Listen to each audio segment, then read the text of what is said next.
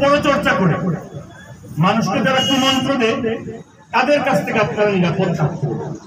যদি সেই সকল মানুষ থেকে আপনারা নিরাপদ থাকেন, হ্যাঁ, তাহলে আপনারা সফল হবেন। মহান আল্লাহ পাক রব্বুল আলামিন এই কুমন্ত্রণাদাতা মানুষের মাধ্যমে, জিনের মাধ্যমে, যারা মানুষের ভিতরে ওয়াসওয়াস তৈরি করে, তাদের জন্য মহান আল্লাহ পাক রব্বুল আলামিন পবিত্র মহাগ্রন্থ আল কোরআনে সূরা নাসের মধ্যে উল্লেখ করেছে। যারা মুসলমান আছেন আপনারা সবাই সূরা নাস মুখস্থ আছে না, আপনারা সেটা তর্জমা করবেন। সেই সকল মানুষ থেকে বিরত থাকলে আমার মনে হয় কালাপুর সমাজ কল্যাণ সংস্থা এগিয়ে যাবে। এবং একটা জিনিস লক্ষ্য রাখতে হবে, আপনি মানুষকে যা দিচ্ছেন মানুষের কাছ থেকে রিটার্ন পাওয়ার কোনো আশা করতে পারবেন না।